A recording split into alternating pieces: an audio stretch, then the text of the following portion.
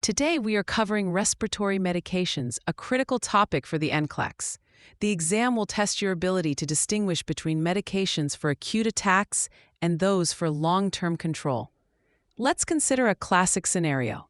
A client presents with audible wheezing, a non-productive cough, and an oxygen saturation of 89%. The provider orders albuterol and fluticasone inhalers. The NCLEX will ask which medication you should administer first. You must always choose the bronchodilator, albuterol. Albuterol is a short-acting beta-2 agonist, or SABA, and it works rapidly to open the airways. This is your rescue inhaler. Administering the bronchodilator first ensures the airways are patent, allowing the subsequent medication, the corticosteroid, to reach the deeper passages of the lungs. A major exam trap is confusing the roles of these medications. Albuterol is for acute bronchospasm, while fluticasone, an inhaled corticosteroid, is a maintenance drug. Corticosteroids reduce inflammation over time and do nothing to provide immediate relief.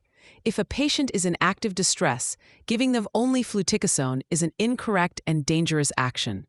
Another key point for beta-2 agonists like albuterol is monitoring for side effects. The NCLEX loves to ask about this. Expect to see options related to tachycardia, palpitations, and tremors. If a patient reports their heart is racing after an albuterol treatment, this is an expected side effect, and the nurse's primary role is to monitor the patient. Now let's discuss another class of bronchodilators, the anticholinergics, like ipratropium.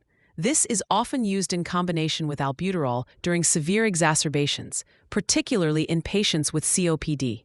The key thing to remember is that it also provides bronchodilation, but through a different mechanism, and it can cause dry mouth. Patient teaching for this is essential. For inhaled corticosteroids like fluticasone, beclomethasone, or budesonide, the number one point the NCLEX will test you on is the prevention of oral candidiasis, or thrush. You must instruct the patient to rinse their mouth with water and spit after each use. Swallowing the water can increase systemic side effects, so spitting is key. This simple instruction can prevent a complication and is a frequent topic for patient education questions on the exam. Let's not forget about leukotriene modifiers, such as montelukast. This is an oral medication, not an inhaler. The exam will try to trick you into thinking it can be used for an acute asthma attack. It cannot. Montelukast is for long-term prevention of asthma symptoms, and it works by blocking the inflammatory action of leukotrienes. A common question might present a patient who is prescribed montelukast and is currently experiencing shortness of breath. The correct action is to administer a SABA, like albuterol, not an extra dose of montelukast. Here is a simple way to remember the correct order for administering inhalers. Bronchodilator before corticosteroid, or BBC. Use the bronchodilator before the corticosteroid to ensure the anti-inflammatory medication can get where it needs to go. Finally, let's briefly touch on nebulizer treatments and oxygen therapy. For nebulizers, ensure the patient takes slow, deep breaths during the treatment to maximize medication delivery. For oxygen, remember, it is a medication and requires an order.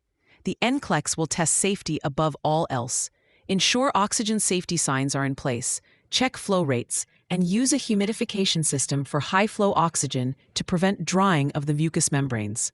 Understanding these nuances, from medication order to side effects and patient teaching, is crucial for passing your exam.